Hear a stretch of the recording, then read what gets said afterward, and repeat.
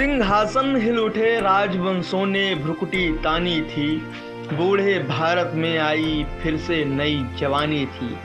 गुमी हुई आज़ादी की कीमत सबने पहचानी थी। दौर फिरंगी को करने की सबने मन में ठानी थी। चमक उठी सन 57 में वह तलवार पुरानी थी। बुंदेले हर बोलों के मुंह हमने सुनी कहानी थी। खूब लड़ी मर्दानी वह तो झांसी वाली रानी थी। खूब लड़ी मर्दानी वह तो झांसी वाली रानी थी।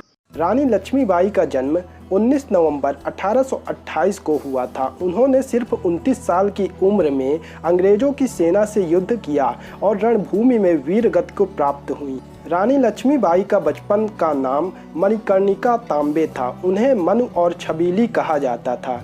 वाराणसी में मोरापंत तांबे और भगीरथी बाई के घर में जन्मी थी। मां भगीरथी बाई का निधन मनु के बचपन में ही हो गया था। 1842 में उनका विवाह झांसी के राजा गंगाधर राव नेवालकर के साथ हुआ था और वे झांसी की रानी बनी। रानी लक्ष्मीबाई ने एक पुत्र को जन्म दिया, लेकिन उसकी मृत्यु हो गई थी।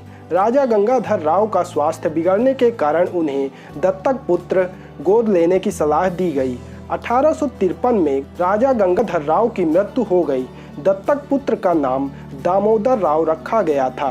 ब्रिटिश साम्राज्य में विभिन्न प्रकार के आरोप लगाकर झांसी पर हमला कर दिया गया, जिससे रानी लक्ष्मीबाई को किला छोड़कर झांसी के महल में जाना पड़ा।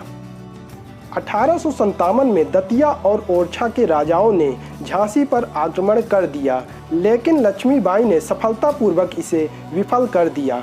1858 में ब्रिटिश सेना ने झांसी पर कब्जा कर लिया।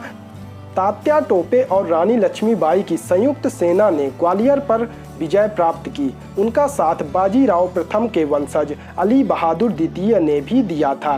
रानी लक्ष्मीबाई ने उन्हें राखी भेजी थी, इसलिए वे इस युद्ध में शामिल हुए थे। 18 जून 1858 को ग्वालियर के पास ब्रिटिश सेना से लड़ते हुए वे शहीद हो गईं। उस समय ब्रिटिश जनरल ह्यूरोज था। सुभद्रा कुमारी चौहान ने रानी लक्ष्मीबाई की वीरता से प्रभावित होकर उनके यशगान के लिए झांसी की रानी कविता की रचना की थी।